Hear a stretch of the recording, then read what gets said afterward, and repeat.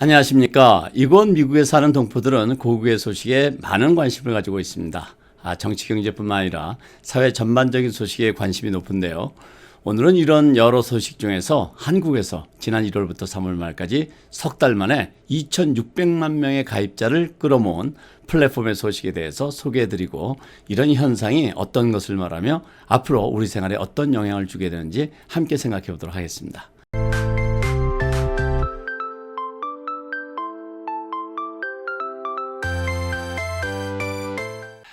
지난 4월 27일자 동아닷컴 인터넷판에서는 내 손 안의 금융비서 마이데이터 석 달 새 2,600만 명 몰렸다라는 기사가 보도되었고, 타 언론에서도 이 사실을 공유하고 보도했습니다. 아시다시피 한국의 인구는 약 5천만 명입니다. 숫자로 보면 거의 대한민국 인구의 약 50%가 가입했다는 얘기입니다. 물론 이 숫자 속에는 중복 가입자도 포함이 되어 있을 겁니다. 그렇다고 하더라도 특정 플랫폼에 석 달 만에 2,600만 명의 가입자가 몰렸다는 것은 매우 드문 일이고, 앞으로도 기록하기 쉽지 않은 현상이라고 생각됩니다. 여기서 마이데이터라는 말은 한국에서만 사용하는 말로, 나의 정보는 내가 주인이 되어서 내가 원하고 필요한 대로 사용해야 한다는 개념의 신조어입니다.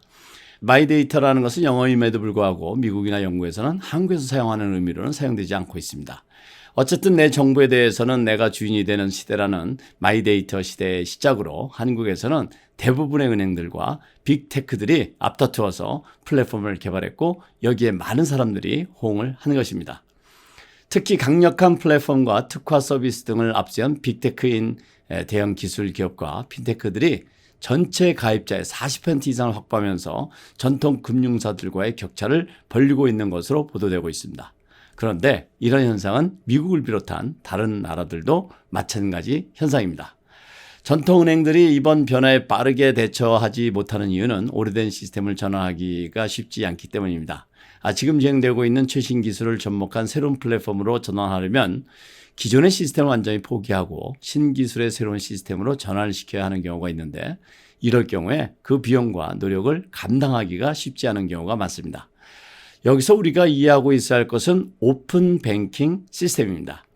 오픈 뱅킹 시스템이라는 것은 은행과 같은 금융기관에서 제공하지 않고 있는 또는 제공하지 못하고 있는 서비스를 핀텍 회사와 같은 제3의 회사들이 API라는 최신 기술을 이용해서 고객들의 재정관리에 필요한 서비스를 개발하고 고객들이 재정관리를 잘 할 수 있도록 도와주는 시스템을 말합니다.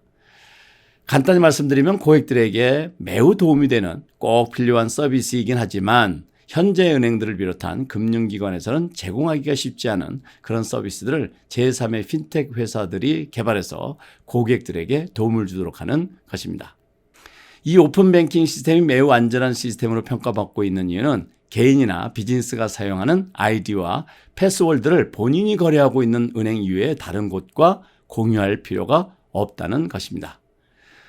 이러한 필요와 편리 그리고 안전성으로 미국과 유럽은 물론이고 한국, 일본을 비롯한 아시아 그리고 남미 등 세계 여러 국가들이 오픈 뱅킹 시스템을 시행하고 있고, 심지어는 법으로 규정하고 있는 국가들도 있습니다. 그런 국가 중 하나가 바로 한국입니다. 한국은 지난 2020년 1월 9일 데이터 3법이 통과되면서 개인정보를 새로운 형태로 서비스를 받을 수 있는 길이 열렸는데요. 그래서 앞서 말씀드렸던 소위 내 손 안의 금융비서라고 불리우는 마이데이터 서비스가 공식적으로 2022년 1월 1일부터 시작되었고 3개월 만에 가입자가 2,600만 명이 되었다는 것입니다. 한국에 여행을 다녀오신 분들은 이구동성으로 얘기합니다. 한국에서는 전화기로 모든 것이 해결되는데 미국은 불편하다고요. 그런데 이런 얘기는 한국의 체류 기간이 길었거나 왕래가 잦은 분들일수록 한국의 시스템이 참 편하다는 것을 강조합니다. 그리고 젊은 층일수록 그 차이는 더 크게 느끼는 것 같습니다.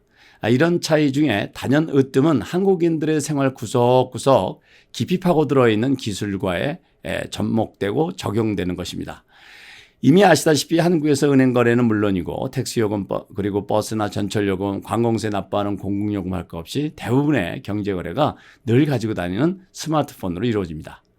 물론 이런 현상은 한국만이 아니죠. 이미 유럽을 포함한 아시아 그리고 심지어는 남미까지 전 세계적인 붐이고 현상입니다.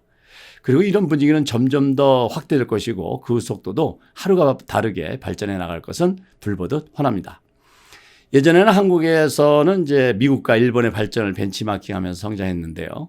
그런데 요즘은 바뀌었죠? 아니, 바뀐 지가 오래되었습니다. 모든 것이 그렇지는 않겠지만 한국의 기술의 접목과 사회 현상의 변화를 보면서 미국의 미래를 가늠해야 하는 시기가 되었다는 것이 중론입니다. 한국에서 석 달 만에 내 손 안의 금융비서 마이데이터 서비스가 2,600만 명의 가입자를 돌파했다는 소식은 이 미국 사회에도 조만간 이런 서비스가 절대적으로 필요하게 될 것이라고 암시하는 뉴스라고 생각합니다.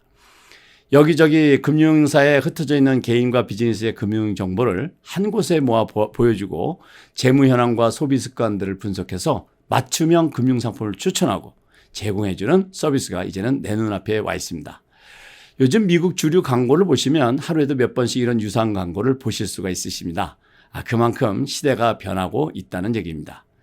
나만 시대에 뒤떨어지는 사람이 되지 않기 위해서는 이런 새로운 플랫폼을 적극적으로 이용하고 즐겨서 가정과 비즈니스의 재무관리에 좀 더 현명해져야겠습니다.